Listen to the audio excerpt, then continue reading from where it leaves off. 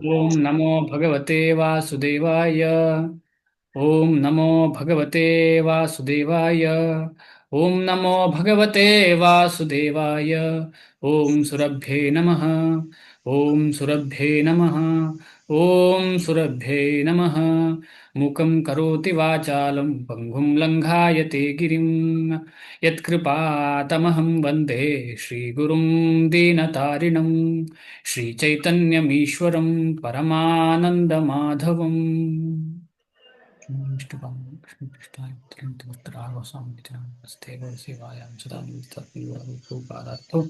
ವರ್ಣಾಶ್ರಮ ಪ್ರಚಾರ. ಹರೇ ಕೃಷ್ಣ ಎಲ್ರಿಗೂ.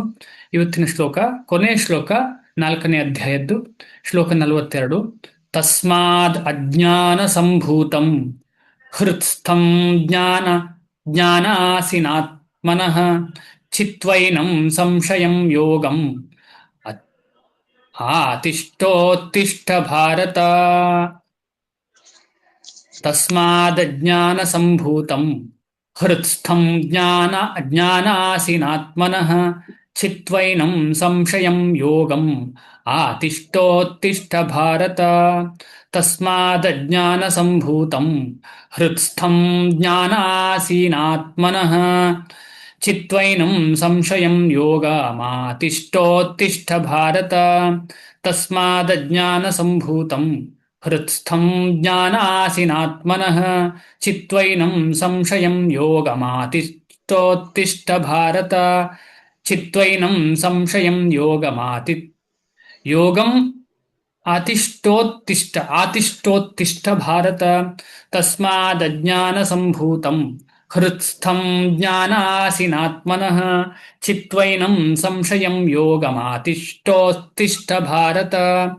ತಸ್ಮಾದಜ್ಞಾನ ಸಂಭೂತಂ ಹೃತ್ಸ್ಥಂ ಜ್ಞಾನಾಸಿನಾತ್ಮನಃ ಚಿತ್ವೈನಂ ಸಂಶಯಂ ಯೋಗಮಾತಿಷ್ಠೋತ್ತಿಷ್ಠ ಭಾರತ.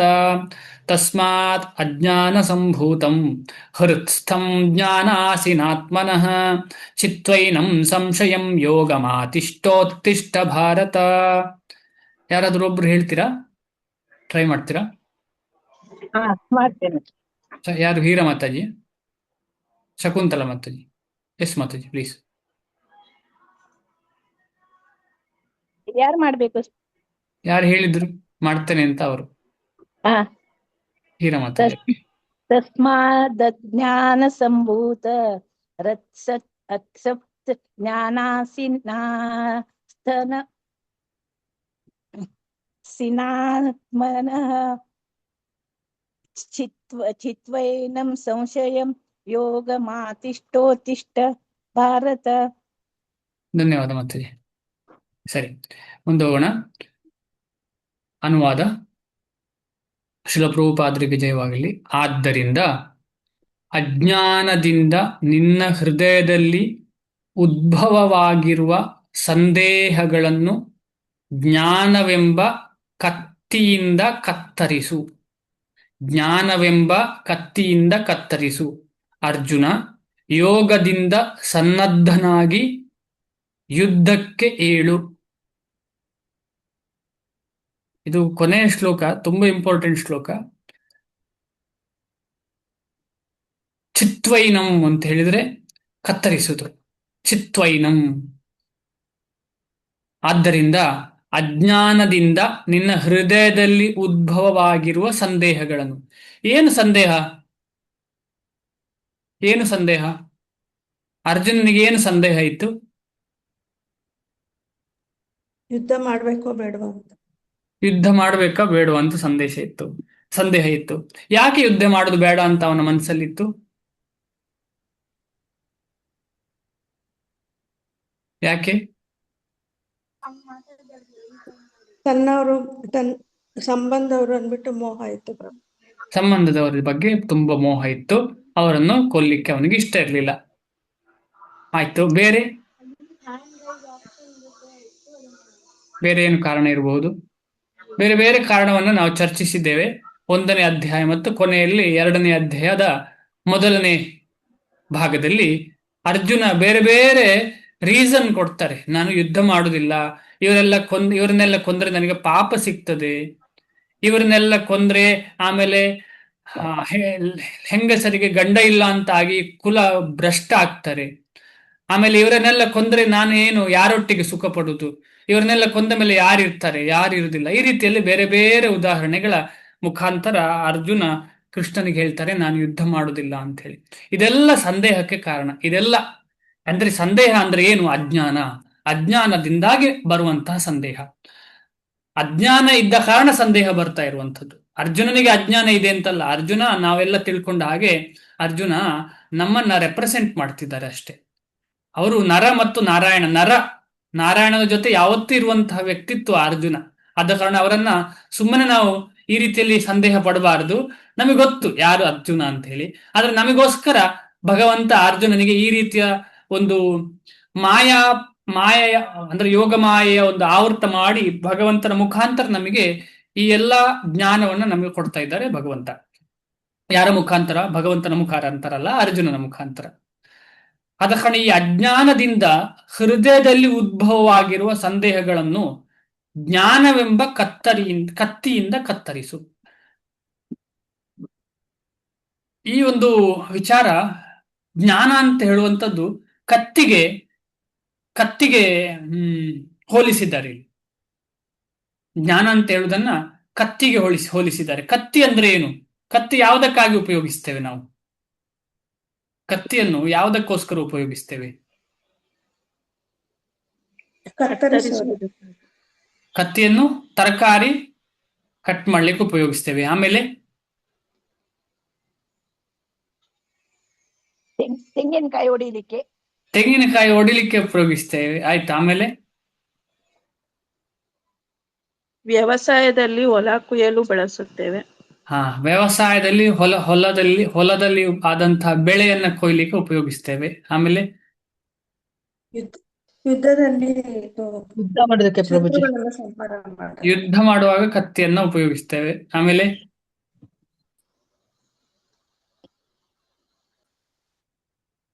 ಆಮೇಲೆ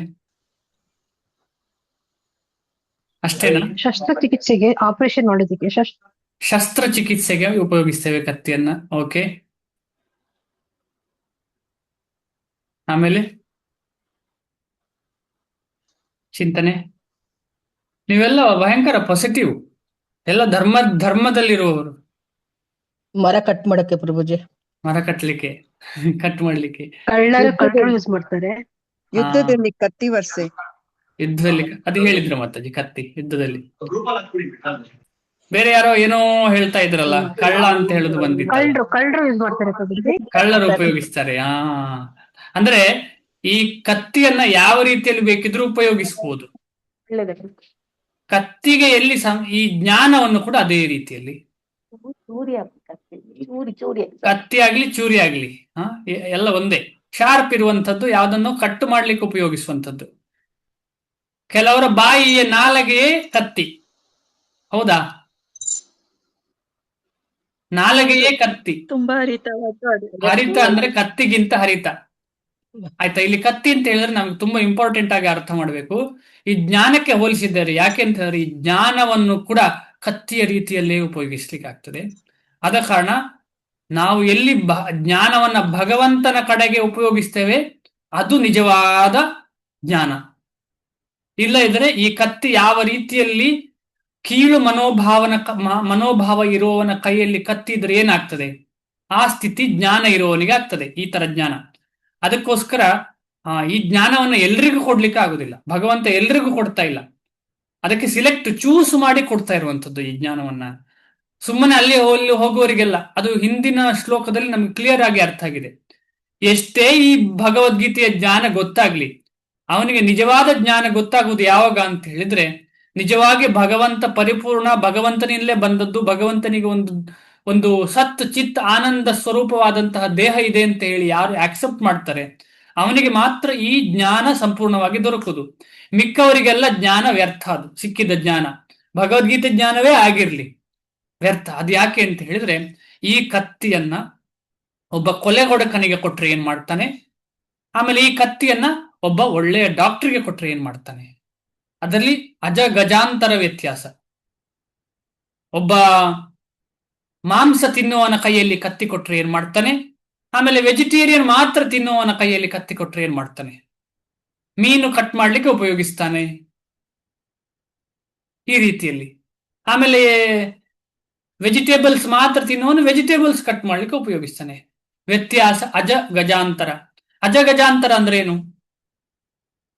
ಅಜ ಅಂದ್ರೆ ಏನು ಕೇಳಿದೇವಲ್ಲ, ಅಜ ಗಜಾಂತರ ಅಂತ. ಅಜ ಅಂದ್ರೆ ಸ್ವಲ್ಪ, ಗಜ ಅಂದ್ರೆ ತುಂಬಾ ಗಾತ್ರವಾದ್ದು. ಈಗ ಉದಾಹರಣೆಗೆ ಹೂ ದಾರ ಕಟ್ ಮಾಡ್ಲಿಕ್ಕೆ, ಹೂ ಕಟ್ಟಿದಾದ್ಮೇಲೆ ದಾರ ಕಟ್ ಮಾಡ್ಲಿಕ್ಕೆ ಅಂದ್ರೆ ಅದು ಅಜಾಗ್ ಬರುತ್ತೆ. ಗಜ ಅಂದ್ರೆ ತುಂಬಾ ದೊಡ್ಡದಾದ ಅಜ ಅಂದ್ರೆ ಯಾರು? ಆನೆ. ಅಜ ಅಜ. ಗಜ ಅಂದ್ರೆ ಆನೆ. ಅಜ ಅಂದ್ರೆ ತುಂಬಾ ಚಿಕ್ಕದು. ಅದು ಯಾರು? ಯಾರಿಗಾದ್ರೂ ಗೊತ್ತಾ ಅಜ ಅಂದ್ರೆ ಏನು ಅಂತ? ಇರುವೆನಾ ಪ್ರಭುಜಿ? ಆಹಾ. ಅಜಾಮಿಳನ ದುರ್ಗುಣಗಳನ್ನ ಕಟ್ ಮಾಡಿದ್ದು ಅಂತ ಏನಾದ್ರು ಬರುತ್ತೆ? ಇಲ್ಲ ಇಲ್ಲ. ಅಜ ಅಂತ ಹೇಳೋದು ಪ್ರಾಣಿ, ಗಜ ಅಂತ ಹೇಳೋದು ಒಂದು ಪ್ರಾಣಿ. ಅಜ ಅಂದ್ರೆ ಯಾವ ಪ್ರಾಣಿ, ಗಜ ಅಂದ್ರೆ ಯಾವುದು ಪ್ರಾಣಿ? ಎರಡು ಸಸ್ಯಾಹಾರಿ ಪ್ರಾಣಿಗಳು. ಆನೆ. ಅದು ಗಜ ಮಾತಾಜಿ, ಗಾಯತ್ರಿ ಮಾತಾಜಿ. ಅಜ ಅಂದ್ರೆ ಹುಟ್ಟು ಬ್ರಹ್ಮನ್. ಅದು ಬ್ರಹ್ಮನಿಗೂ ಒಂದು ಹೆಸರು ಅಜ ಅಂತ ಹೇಳ್ಬೋದು, ದೇವರಿಗೂ ಅಜ ಅಂತ ಹೇಳ್ತಾರೆ. ಅದೊಂದು ಅರ್ಥ. ಪ್ರಾಣಿಯ ಹೆಸರು. ನಾನು ಬ್ರಹ್ಮನನ್ನು ನೀವು ಪ್ರಾಣಿ ಮಾಡ್ತಿದ್ದೀರಿ. Okay. ಯಾರೋ ಮೆಸೇಜ್ ಹಾಕಿದ್ದಾರೆ ನೋಡುವ. ಗೋಟ್, ಕರೆಕ್ಟ್. ಅಜ ಅಂತ ಹೇಳಿದ್ರೆ ಆಡು. ಧನ್ಯವಾದ ಸೌಮ್ಯ ಮಾತಾಜಿ. ಅಜ ಮತ್ತು ಗಜ. ಆಡಿಗೂ ಆನೆಗೆ ಇರುವಂತಹ ವ್ಯತ್ಯಾಸ ಯಾವುದರಲ್ಲಿ? ಜ್ಞಾನವನ್ನು ಉಪಯೋಗಿಸೋದ್ರಲ್ಲಿ. ಆದ ಕಾರಣ ಈ ಜ್ಞಾನವನ್ನ ಯಾರಿಗೆ ಕೊಡುದು? ಅವರಿಗೆ ಕೊಡ್ತಾರೆ ಭಗವಂತ ಗುರುಮುಖೇನ. ಎಲ್ರಿಗೂ ಸಿಗುದಿಲ್ಲ ಇದು. ನಾವ್ ಅನ್ಕೊಳ್ತೀವಲ್ಲ, ಓ ಅಲ್ಲಿ ಹೋಗೋರು ಇವರೆಲ್ಲ ಯಾಕೆ ಅವರಿಗೆ ಸ್ವಲ್ಪ ನಮಗ ಅನ್ನಿಸ್ತದೆ, ಯಾಕೆ ಎಲ್ರಿಗೂ ಭಕ್ತಿ ಮಾಡ್ಲಿಕ್ಕೆ ಸಾಧ್ಯ ಆಗುದಿಲ್ಲ? ಇಷ್ಟು ಸುಲಭ ಅಲ್ವಾ? ಸ್ವಲ್ಪ ಸಮಯ ಜಪ ಮಾಡಿದಾದ್ಮೇಲೆ ನಮ್ಮ ಮನೆಯವರಿಗೆಲ್ಲ ಯಾಕೆ ಆಗುದಿಲ್ಲ? ಈ ಸಂಶಯ ಯಾರಿಗೆ ಬರಲಿಲ್ಲ? ಎಲ್ಲರಿಗೂ ಬರ್ತಾ ಉಂಟು ಅಲ್ವಾ? ಎಲ್ರಿಗೂ ಬರ್ತಾ ಉಂಟು. ಆದ ಕಾರಣ ಭಗವದ್ ಭಕ್ತರು ಈ ಜ್ಞಾನವನ್ನು ಎಲ್ರಿಗೂ ಕೊಡ್ಲಿಕ್ಕೆ ಪ್ರಯತ್ನ ಪಡ್ತಾರೆ. ಆದ್ರೆ ಭಗವಂತ ನಿರ್ಧಾರ ಮಾಡ್ತಾರೆ ಯಾರಿಗೂ ಕೊಡಬೇಕು, ಯಾರಿಗೂ ಕೊಡಬಾರ್ದು ಅಂತ ಹೇಳಿ. ಭಕ್ತರು ಪ್ರಯತ್ನ ಪಡ್ತಾನೆ ಇರ್ತಾರೆ ಎಲ್ರಿಗೂ ಹೋಗ್ಬೇಕು ಅಂತ ಹೇಳಿ. ಆದ್ರೆ ಭಗವಂತ ಹಾಗೆಲ್ಲ. ಭಗವಂತ ನೋಡ್ತಾನೆ ಯಾರು ರೆಡಿ ಆಗಿದ್ದಾರೆ ಅವರಿಗೆ ಮಾತ್ರ ಸಿಗ್ತದೆ. ಇದು ಭಗವಂತನ ಲೀಲೆ. ಭಕ್ತರು ಹಾಗಲ್ಲ. ಭಕ್ತರು ತುಂಬಾ ಕೃಪೆ ಇರುವವರು. ಎಲ್ಲರಲ್ಲಿ ಭಯಂಕರ ಕೃಪೆ, ಎಲ್ಲರಿಗೂ ಸಿಗ್ಬೇಕು ಅಂತ ಆಸೆ. ಆ ನಿಟ್ಟಿನಲ್ಲಿ ಅವರು ಕಾರ್ಯ ಮಾಡ್ತಾ ಇರ್ತಾರೆ, ಹೇಗೆ ಎಲ್ಲ ಕಡೆ ಪ್ರಚಾರ ಮಾಡಬಹುದು ಅಂತ ಹೇಳಿ. ಆದರೆ ಅಷ್ಟು ಸುಲಭ ಅಲ್ಲ ಅದು. ಯಾಕೆ ಸುಲಭ ಇಲ್ಲ ಅಂತ ಹೇಳಿದ್ರೆ, ಅಪಾತ್ರರಿಗೆ ದಾನ ಮಾಡ್ಲಿಕ್ಕೆ ಸಾಧ್ಯವೇ ಇಲ್ಲ. ಯಾಕಂತ ಹೇಳಿದ್ರೆ ಅಪಾತ್ರರಿಗೆ ದಾನ ಮಾಡಿದ್ರೆ ಏನಾಗ್ತದೆ ಅಂತ ಹೇಳಿದ್ರೆ, ಆ ಮಾಡಿದ ದಾನ ವ್ಯರ್ಥ ಆಗ್ತದೆ. ಮಂಗನ ಕೈಯಲ್ಲಿ ಮಾಣಿಕ್ಯ ಕೊಟ್ಟ ಹಾಗೆ ಆಗ್ತದೆ. ಆದ ಕಾರಣ ಫಸ್ಟಿಗೆ ಏನ್ ಮಾಡಬೇಕು ಅಂತ ಹೇಳಿದ್ರೆ, ಭಗವದ್ ಭಕ್ತರೆಲ್ಲರೂ ಯಾರಿಗೆ ಈ ಭಕ್ತಿಯಲ್ಲಿ ಆಸಕ್ತಿ ಇಲ್ಲ ಅವರಿಗೆ ಹೇಗೆ ಈ ಭಕ್ತಿಯಲ್ಲಿ ಕರ್ಕೊಂಡು ಬರ್ಬಹುದು ಅಂತ ಹೇಳಿ ಚಿಂತನೆ ಮಾಡಬೇಕು ಫಸ್ಟಿಗೆ. ಯಾಕಂದ್ರೆ ಯಾರು ಇದರ ಬಗ್ಗೆ ಯೋಚನೆ ಮಾಡ್ತಾರೆ ಅದು ನಿಧಾನವಾಗಿ ಕಾರ್ಯರೂಪಕ್ಕೆ ಬರುತ್ತದೆ. ಉದಾಹರಣೆಗೆ ಚಿಕ್ಕ ಮಗು ಇರುವಾಗಲೇ ಅಪ್ಪ ಅಮ್ಮ ನೀನು ಹೀಗೆ ಆಗ್ಬೇಕು ಅಂತ ಹೇಳಿ ಮೈಂಡ್ ಅಲ್ಲಿ ರಿಜಿಸ್ಟರ್ ಮಾಡಿರ್ತಾರೆ. ನೀನು ಹೀಗೆ ಆಗ್ಬೇಕು ಅಂತ ಹೇಳಿ ರಿಜಿಸ್ಟರ್ ಮಾಡ್ತಾರೆ, ರಿಜಿಸ್ಟರ್ ಮಾಡ್ಲಿಕ್ಕೆ ಟ್ರೈ ಮಾಡ್ತಾರೆ. ಆದ ಕಾರಣ ಅಪ್ಪ ಅಮ್ಮ ಅಂತ ಹೇಳೋದು ತುಂಬಾ ಇಂಪಾರ್ಟೆಂಟ್ ಆಗ್ತದೆ. ಎಲ್ಲರ ಮಕ್ಕಳು ಇಂಜಿನಿಯರ್ ಆಗ್ತಾರೆ ಹೇಳಿ ನನ್ನ ಮಗಳು ಇಂಜಿನಿಯರ್ ಆಗ್ಬೇಕು ಅಂತ ತಿಳ್ಕೊಳ್ಳೋದು ಅದು ತಪ್ಪು. ಯಾಕಂದ್ರೆ ಮಗುವಿನ ನ್ಯಾಚುರಲ್ ಇನ್ಕ್ಲಿನೇಷನ್ ಏನು ಅಂತ ನಮಗೆ ಗೊತ್ತಿಲ್ಲದೆ ನಾವು ಫೋರ್ಸ್ ಮಾಡಿದಾಗ ಆಗ್ತದೆ. ಫೋರ್ಸ್ ಏನೇ ಇರಲಿ, ಈ ರೀತಿಯಲ್ಲಿ ಅಪ್ಪ ಅಮ್ಮ ಅಥವಾ ಸಂಬಂಧಿಗಳು ಅಥವಾ ಗುರುಗಳು, ಟೀಚರ್ಸ್, ಇವರೆಲ್ಲ ಒಂದು ಮಗುವಿನ ಒಂದು ಸಾಮರ್ಥ್ಯದ ಮೇಲೆ ತುಂಬಾ ಪ್ರಭಾವ ಬೀರ್ತಾರೆ. ಅವ್ರು ಹೇಳ್ತಾರೆ ಹೀಗಾಗ್ಬೇಕು ನೀನು ಸೈಂಟಿಸ್ಟ್ ಆಗ್ಬೇಕು ಅಂತ ಹೇಳಿ ರಿಜಿಸ್ಟರ್ ಮಾಡಿದ್ರೆ ಅವ್ರು ಅದರ ಕಡೆಗೆ ಪ್ರವೃತ್ತಿ ಇರ್ತದೆ ಆ ಮಗುವಿನದ್ದು. ನಾನು ಸೈಂಟಿಸ್ಟ್ ಆಗ್ಬೇಕು ಅಂತ ಹೇಳಿ. ಈ ರೀತಿಯಲ್ಲಿ ನಿಧಾನವಾಗಿ ಅದು ಸಾಧ್ಯತೆ ಇದೆ, ಇದೆಯೋ ಇಲ್ವೋ ಸೆಕೆಂಡ್ರಿ, ಬಟ್ ಸಾಧ್ಯತೆ, ಪ್ರೊಬ್ಯಾಬಿಲಿಟಿ ಜಾಸ್ತಿ ಇದೆ. ಹಾಗೆ ಆಗುವ ಸಾಧ್ಯತೆ ಜಾಸ್ತಿ ಇದೆ. ಯಾಕಂದ್ರೆ ಅಷ್ಟು ಎಜುಕೇಶನ್ ಹಾಗೆ ಮಾಡ್ತಾ ಇರ್ತಾರೆ. ಅದೇ ರೀತಿಯಲ್ಲಿ ನಾವು ಯಾವಾಗ ಭಗವಂತನ ಭಕ್ತಿ, ಭಗವಂತನ ಕೈಂಕರ್ಯವನ್ನು ಎಲ್ರಿಗೂ ಹೇಳಲಿಕ್ಕೆ ಪ್ರಯತ್ನ ಪಡೋಕ್ಕಿಂತ ಮುಂಚೆ ನಾವೊಂದು ಸಂಕಲ್ಪ ಮಾಡಬೇಕು. ನನ್ನ ಆಚರಣೆ ಚೆನ್ನಾಗಿ ಮಾಡ್ತೇನೆ, ನಾನು ಭಗವಂತ ಹೇಳಿದ ಜ್ಞಾನಕ್ಕೆ ಅನುಗುಣವಾಗಿ ವರ್ತಿಸ್ತೇನೆ, ಅದೇ ರೀತಿಯಲ್ಲಿ ನನ್ನನ್ನು ನಾನು ಶುದ್ಧ ಮಾಡಲಿಕ್ಕೆ ಪ್ರಯತ್ನ ಪಡಿಸ್ತೇನೆ. ಆಮೇಲೆ ಎಲ್ಲರಿಗೂ ಭಕ್ತಿ ಸಿಗಬೇಕಿದ್ರೆ ಹೇಗೆ ಅಂತ ಹೇಳಿ ನಾನು ಆ ಭಗವಂತ ಕೊಟ್ಟ ಜ್ಞಾನವನ್ನ ಸಮಯ ಸಂದರ್ಭಕ್ಕೆ ಅನುಗುಣವಾಗಿ ಉಪಯೋಗಿಸ್ತೇನೆ. ಉದಾಹರಣೆಗೆ, ಒಂದು ಮದುವೆ ಮಾಡಬೇಕಿದ್ರೆ 100 ಸುಳ್ಳು ಅಥವಾ 1000 ಸುಳ್ಳು ಹೇಳಿ ಮದುವೆ ಮಾಡು ಅಂತ ಹೇಳುದು ಕೇಳಿದ್ದೇವೆಲ್ಲ, ನಾವು ಕೇಳಿದ್ದೇವೆ. ಅದೇ ರೀತಿಯಲ್ಲಿ ನಾರದ ಮುನಿಗಳು ಯಾರಿಗಾದ್ರೂ ಭಕ್ತಿ ಸಿಗ್ಬೇಕು ಅಂತ ಹೇಳಿದ್ರೆ ಅವರು ಬೇರೆ ಬೇರೆ ರೀತಿಯಲ್ಲಿ ಕಾರ್ಯಾಚರಣೆ, ಎಲ್ರಿಗೂ ಒಂದೇ ರೀತಿಯಲ್ಲಿ ಅಲ್ಲ. ಅವರು ಪ್ರಹ್ಲಾದರಿಗೆ ಒಂದು ರೀತಿಯಲ್ಲಿ, ಆಮೇಲೆ ಹಿರಣ್ಯಕಶಿಪಿಗೆ ಇನ್ನೊಂದು ರೀತಿಯಲ್ಲಿ, ಆಮೇಲೆ ಬೇರೆ ಬೇರೆ ವ್ಯಕ್ತಿತ್ವಗಳಿಗೆ ಬೇರೆ ಬೇರೆ ರೀತಿಯಲ್ಲಿ ಭಗವಂತನ ಬಗ್ಗೆ ಭಕ್ತಿ ಮೂಡುವ ಹಾಗೆ ಮಾಡಿದ್ದಾರೆ. ಕೆಲವರಿಗೆ ಕೋಪ ಬರಿಸುವ ಹಾಗೆ, ಈ ಉದಾಹರಣೆಗೆ ಹಿರಣ್ಯಕಶಿಪು ಉದಾಹರಣೆಗೆ ಕಂಸನಿಗೆ ಭಗವಂತನ ಬಗ್ಗೆ ಕೋಪ ಬರುವ ಹಾಗೆ ಮಾಡಿ ಕೊನೆಗೆ ಭಗವಂತನ ಧ್ಯಾನ ಮಾಡುವ ಹಾಗೆ ಮಾಡಿದ್ದಾರೆ. ಯಾರು? ನಾರದರು.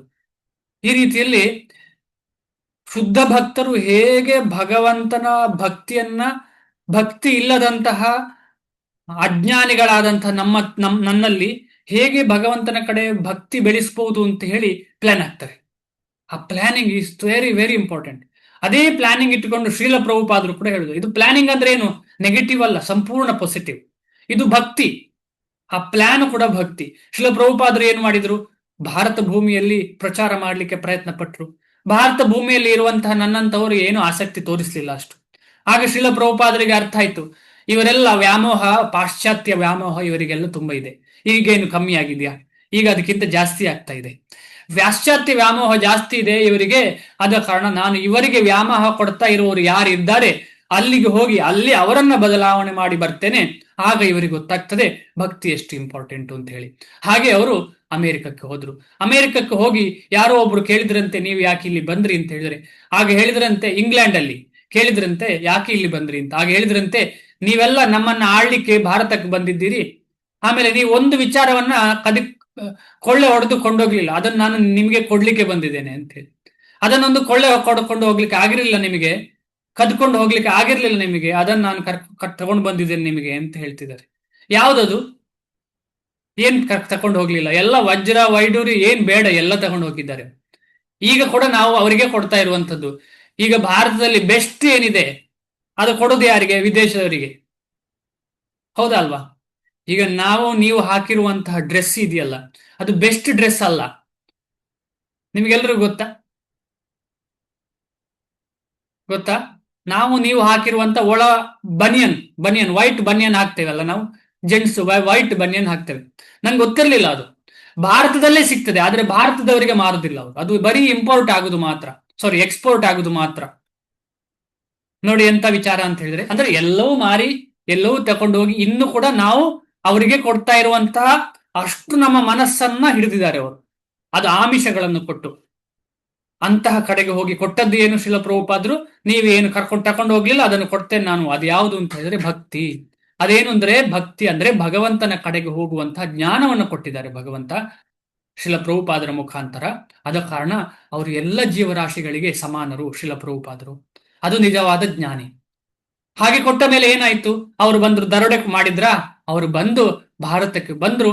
ಭಾರತಕ್ಕೆ ಯಥೇಚ್ಛವಾದ ಲಕ್ಷ್ಮಿಯನ್ನು ಕೊಟ್ಟು ಭಾರತದಲ್ಲಿ ಸನಾತನ ಧರ್ಮ ಇನ್ನೂ ವೃದ್ಧಿ ಆಗ್ಲಿ ಅಂತ ಹೇಳಿ ಸಪೋರ್ಟ್ ಮಾಡಿದ್ರು ಅವರು. ಅದು ಅಜ ಗಜಾಂತರ, ಗಲ್ಫ್ ಆಫ್ ಡಿಫರೆನ್ಸ್. ಶ್ರೀಲ ಪ್ರಭುಪಾದರು ಪಾಶ್ಚಾತ್ಯ ದೇಶಕ್ಕೆ ಹೋಗುದು, ನಾವು ದುಡ್ಡು ಸಂಪಾದನೆಗೆ ಉದರ ನಿಮಿತ್ತವಾಗಿ ಪಾಶ್ಚಾತ್ಯ ದೇಶಕ್ಕೆ ಹೋಗುದು ಅಜಗಜಾಂತರ ವ್ಯತ್ಯಾಸ, ಸಂಬಂಧವೇ ಇಲ್ಲ. ಆದ ಕಾರಣ ಅಂತಹ ಜ್ಞಾನವನ್ನು ಅಲ್ಲಿ ಕೊಟ್ಟು ನಮಗೆಲ್ಲ ಕರೆಕ್ಟ್ ಶ್ರೀಲ ಪ್ರಭುಪಾದರು ಯಾಕೆ ಇಲ್ಲಿ ನಿಲ್ಲಿಲ್ಲ ಅಂತ ಹೇಳುದು ನಮಗೆ ಅರ್ಥ ಆಗಿದೆ. ಆದ ಕಾರಣ ಆ ಜ್ಞಾನವನ್ನ ಹೇಗೆ, ಭಕ್ತಿಯ ಜ್ಞಾನವನ್ನ ಶ್ರೀಲ ಪ್ರಭುಪಾದರು ಯಾವ ರೀತಿಯಲ್ಲಿ ಉಪಯೋಗಿಸಿದ್ರು. ಪರವಾಗಿಲ್ಲ, ನನಗೆ ಎಷ್ಟಾಯ್ತು ಅಷ್ಟು ಮಾಡ್ಕೊಂಡು ನಾನು ವೃಂದಾವನದಲ್ಲಿ ಇರ್ತೇನೆ ಅಂತ ಹೇಳಿದ್ರೆ ಇಷ್ಟು ರೀತಿಯಲ್ಲಿ ಹರೇ ಕೃಷ್ಣ ಮಹಾಮಂತ್ರದ ಪ್ರಚಾರ ಇಷ್ಟು ರೀತಿಯಲ್ಲಿ ಆಗ್ಲಿಕ್ಕೆ ಸಾಧ್ಯವೇ ಇರಲಿಲ್ಲ. ಅಂತಹ ಮಹಾನ್ ವ್ಯಕ್ತಿ ಶ್ರೀಲ ಪ್ರಭುಪಾದರು. ಅವರು ಶ್ರೀಲ ಪ್ರಭುಪಾದರು ನೇರ ಚೈತನ್ಯ ಮಹಾಪ್ರಭುಗಳ ಸೇನಾಪತಿ ಭಕ್ತ. ಅಂತಹ ಭಕ್ತರು ನಮಗೆ ನೇರವಾಗಿ ಅವರ ತಾತ್ಪರ್ಯ ಆಗ್ಲಿ, ಭಾವಾರ್ಥ ಆಗ್ಲಿ, ಅನುವಾದ ಓದುವಂತಹ ಅವಕಾಶ, ಅದೇ ನಿಜವಾದ ಜ್ಞಾನ. ಈ ಜ್ಞಾನವನ್ನೆಲ್ಲ ನಾವು ಉಪಯೋಗ ಪಡಿಸಬೇಕು, ಸದುಪಯೋಗ ಪಡಿಸ್ಕೋಬೇಕು. ಭಾವಾರ್ಥ. ಆದ ಕಾರಣ ಈ ಜ್ಞಾನವನ್ನು ಉಪಯೋಗಿಸಿ ನಮ್ಮ ಜೀವನ ನಡೆಸಬೇಕು. ಆ ರೀತಿಯಲ್ಲಿ ನಮ್ಮ ಜೀವನದ ಯುದ್ಧವನ್ನ ಮಾಡಬೇಕು ಅಂತ ಹೇಳಿ ಭಗವದ್ಗೀತೆಯ ಸಂದೇಶ. ನಾವು ಜೀವನದಲ್ಲಿ ಏನೆಲ್ಲ ಕೆಲಸ ಮಾಡ್ತೇವೆ ಅದರ ಒಂದು ಬೆನ್ನೆಲುಬು ಯಾವುದಿರಬೇಕು? ಭಗವದ್ಗೀತೆಯ ಸಂದೇಶ ಆಗಿರ್ಬೇಕು. ಬೆನ್ನೆಲುಬು ಭಗವದ್ಗೀತೆಯ ಸಂದೇಶ. ನಾವು ಪ್ರತಿಯೊಂದು ಹೆಜ್ಜೆಯೂ ಭಗವದ್ಗೀತೆಗೆ ಅನುಗುಣವಾಗಿರಬೇಕು. ಭಾವಾರ್ಥ: ಈ ಅಧ್ಯಾಯದಲ್ಲಿ ಉಪದೇಶಿಸಿ ಇರುವ ಯೋಗ ಪದ್ಧತಿಯನ್ನು ಸನಾತನ ಯೋಗ ಅಥವಾ ಜೀವಿಯು ಮಾಡುವ ನಿರಂತರ ಕಾರ್ಯಗಳು ಎಂದು ಕರೆಯುತ್ತಾರೆ. ಏನಿದು ಜೀವಿಯು ಮಾಡುವ ನಿರಂತರ ಕಾರ್ಯ ಅಂದ್ರೆ? ಒಬ್ಬ ಜೀವಿ ನಿರಂತರವಾಗಿ ಮಾಡುವ ಕಾರ್ಯ. ಇವತ್ತು ವಿದ್ಯಾ ಮಾತಾಜಿ ನೀವು ಕೇಳಿದ ಪ್ರಶ್ನೆ, ಅಥವಾ ಯಾರೇ ಮಾತಾಜಿಗಳು ಪ್ರಶ್ನೆ ಕೇಳ್ತಾರಲ್ಲ, ಮುಟ್ಟಿನ ಸಂದರ್ಭದಲ್ಲಿ ಅಂದ್ರೆ ಸೈಕಲ್ನ ಸಂದರ್ಭದಲ್ಲಿ ಜಪ ಮಾಡಬಹುದಾ ಅಂತ ಹೇಳುವ ಪ್ರಶ್ನೆ ಹೆಚ್ಚಿನವರಿಗೆ, ನನಗೂ ಇರ್ತದೆ, ನಿಮಗೂ ಇರ್ತದೆ. ಯಾಕೆಂದ್ರೆ ನಾವೆಲ್ಲ ಹಾಗೆ ಅನ್ಕೊಂಡಿದ್ದೇವೆ. ಯಾಕೆಂದ್ರೆ ನಮಗೆ ಯಾರಿಗೂ ಭಕ್ತಿ ಅಂತ ಹೇಳಿದ್ರೆ ಸನಾತನ ಅಂತ ಗೊತ್ತಿಲ್ಲ. ಅದೊಂದು ಕಟ್ಟುನಿಟ್ಟು ನಿಯಮ ಅಂತ ಅನ್ಕೊಂಡಿದ್ದೇವೆ ನಾವು. ಕರೆಕ್ಟ್ ಅಲ್ವಾ? ಆದ್ರೆ ಚೈತನ್ಯ ಮಹಾಪ್ರಭುಗಳು ಹೇಳ್ತಾರೆ, ಜೀವೇರ ಸ್ವರೂಪ ಹೇ ಕೃಷ್ಣರ ನಿತ್ಯ ದಾಸ ಅಂತ ಹೇಳಿ. ನಿತ್ಯ ದಾಸ ಅಂತ ಹೇಳಿದ್ರೆ ಅರ್ಧ ಗಂಟೆ ಮುಟ್ಟಾಗುವಾಗ ಬಿಡುದು, ಜ್ವರ ಇರುವಾಗ ಬಿಡುದು, ತಲೆನೋವು ಆಗುವಾಗ ಬಿಡುದು ಅಲ್ಲ. ಅದಕ್ಕೆ ನಿತ್ಯ ಅಂತ ಹೇಳುವುದಿಲ್ಲ. ಅದು ಇಟರ್ನಲ್ ಅಲ್ಲ, ಅದು ದೇಹ ಸಂಬಂಧವಾದ್ದು. ಆದ ಕಾರಣ ಆತ್ಮ ಅಂತ ಹೇಳುದು ಶುದ್ಧ. ಅದಕ್ಕೆ ಮುಟ್ಟು ಇಲ್ಲ, ಅದಕ್ಕೆ ಜ್ವರ ಇಲ್ಲ, ಅದಕ್ಕೆ ಹೇಸಿಗೆ ಇಲ್ಲ, ಏನೂ ಇಲ್ಲ. ಅದಕ್ಕೆ ಆತ್ಮ ಅಂತ ಹೇಳುವಂಥದ್ದು ಶುದ್ಧ. ಆತ್ಮದ ನಿರಂತರವಾದ ಕೆಲಸ ಏನು ಅಂತ ಹೇಳಿದ್ರೆ ಭಗವಂತನ ಸೇವೆ. ಅದು ಶುರು ಆಗುವುದು ಯಾವಾಗ, ಹೇಗೆ ಶುರು ಆಗುವುದು? ಭಗವಂತನ ಸೇವೆ ಶುರು ಆಗುವುದು ಹೇಗೆ?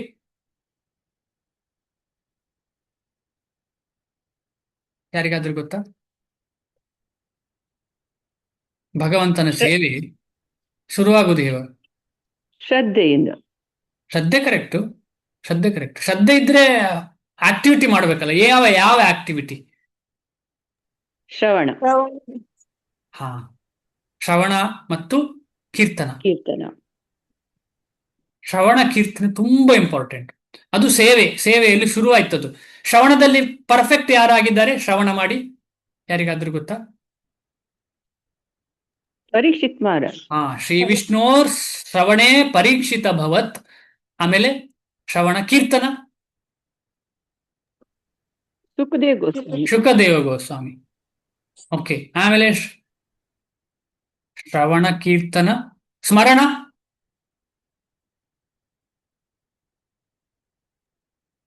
ಯಾರು? ಸ್ಮರಣ ನೆನಪಲ್ಲೇ ಇಟ್ಕೊಳ್ಳೋದು ಯಾವತ್ತು, ಚಿಕ್ಕ ಹುಡುಗ. ಪ್ರಹ್ಲಾದ್ ಮಹಾರಾಜ್. ಹಾ, ಶ್ರೀ ಶ್ರೀ ವಿಷ್ಣು ಶ್ರವಣೆ ಪರೀಕ್ಷಿತ ಭವತ್ ವೈಯಾಸಕಿ ಕೀರ್ತನೆ ಪ್ರಹ್ಲಾದ ಸ್ಮರಣೆ. ಆಮೇಲೆ ಪೂಜನ ಅಲ್ಲ, ಪೂಜನಕ್ಕಿಂತ ಮುಂಚೆ ಪಾದ ಸೇವನ. ಯಾರು ಪಾದ ಸೇವನ? ಲಕ್ಷ್ಮೀ ದೇವಿ. ಲಕ್ಷ್ಮಿ. ಆಮೇಲೆ ಪೂಜೆ ಮಾಡುವುದು ಅಂಬರೀಷ್ ಮಹಾರಾಜ. ಅಲ್ಲ, ಅಲ್ಲ, ಕುಂತಿ ಮಹಾರಾಣಿ. ಅಲ್ಲ, ಅಲ್ಲ, ಕುಂತಿಮಾರ ಖಂಡಿತ. ಅದರಲ್ಲಿ ಈ ಶ್ಲೋಕದಲ್ಲಿ ಟಾಪ್ ಮೋಸ್ಟ್ ಅವರನ್ನು ಹೇಳಿದ್ದು. ಟಾಪ್ ಮೋಸ್ಟ್ ಯಾರು ಅಂತ ಹೇಳಿ? ಪೃಥು ಪೂಜನೆ, ಪೃಥು ಮಹಾರಾಜ್. ಇದು ಆಮೇಲೆ ವಂದನ ಅಂತ ಹೇಳಿದ್ರೆ ನಮಸ್ಕಾರ ಹಾಕುದು. ಅಂಬರೀಷ್. ಅಕ್ರೂರ. ಹಾ, ಅಕ್ರೂರ. ಕರೆಕ್ಟ್. ಅಂಬರೀಷ್ ಅಲ್ಲ, ಅಕ್ರೂರ. ಆಮೇಲೆ ಎಲ್ರಿಗೂ ಗೊತ್ತಿದ್ದು ದಾಸ್ಯ, ಹನುಮಂತ. ಹನುಮಂತ ಎಲ್ರಿಗೂ ಗೊತ್ತು, ದಾಸ್ಯ. ಆಮೇಲೆ ಸಖ್ಯ, ಅರ್ಜುನ. ಅದು ಎಲ್ರಿಗೂ ಗೊತ್ತುಂಟು. ಆಮೇಲೆ ಲಾಸ್ಟ್ ಆತ್ಮನಿವೇದನ. ನಾವು ಕೇರಳದವರಿಗೆ ಗೊತ್ತಿರ್ಲೇಬೇಕು, ಬಲಿ ಮಹಾರಾಜ್. ಬಲಿ ಮಹಾರಾಜ್, ಕೇರಳ. ಆಮೇಲೆ ಎಲ್ಲವನ್ನ ಫಾಲೋ ಮಾಡಿದವರು ಯಾರು? ಈಗಾಗಲೇ ಎಲ್ಲರೂ ಹೇಳ್ತಾ ಇದ್ರು ಹೆಸರು. ಯಾರು?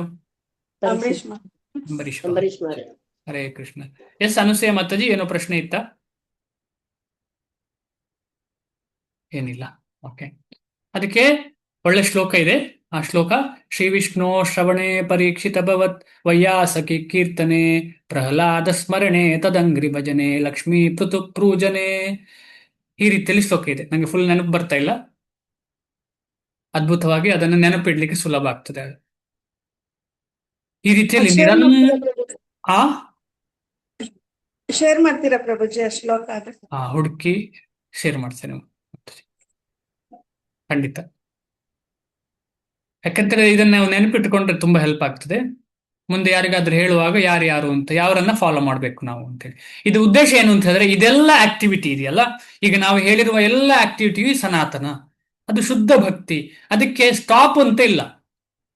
ಉದಾಹರಣೆ ಯಾರು? ಟಾಯ್ಲೆಟ್ನ ಒಳಗೆ ಭಜನೆ ಮಾಡಿದವರು ಯಾರು? ಟಾಯ್ಲೆಟ್ನ ಮನೆಗೆ ಎಲ್ಲರೂ ಹೊರಗೆ ಎಲ್ಲ ನನ್ನನ್ನ ಗುರು ಅಂತ ಹೇಳ್ತಾರೆ, ಎಲ್ಲರೂ ಬಂದು ಉಪದ್ರ ಕೊಡ್ತಾರೆ. ಯಾಕಂದ್ರೆ ಬಂದು ಕೇಳುದೇನು, ಗುರುವಿನ ಹತ್ರ ಕೇಳುದೇನು? ಈಗ ದೊಡ್ಡ ಗುರು ಆಗಿದ್ದಾರೆ ಅಂದ್ರೆ ನನಗೆ ಇಲ್ಲಿ ನೋವುಂಟು, ಹೇಗೆ ಗುಣ ಮಾಡಿ, ಮಂತ್ರ ಹೇಳಿ, ಅಲ್ಲಿ ಹಾಗೆ ಪ್ರಾಬ್ಲಮ್ ಉಂಟು ಹೇಳಿ, ನನ್ನ ಮಗುವಿಗೆ ಜ್ವರ ಉಂಟು ಕಮ್ಮಿ ಮಾಡಿ ಅಂತಲೇ ಕೇಳುದು. ಹಾಗೆಯೇ ಅವರು ಬರ್ತಾ ಇರ್ತಾರೆ.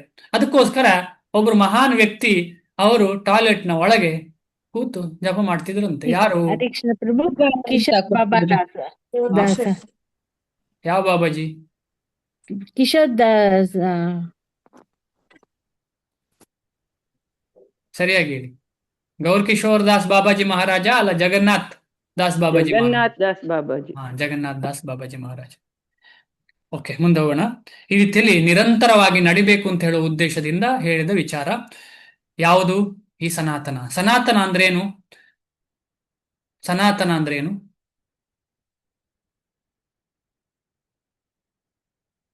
ಸನಾತನ ಅಂದ್ರೇನು? ಶಾಶ್ವತ. ಶಾಶ್ವತ ಅಂದ್ರೇನು?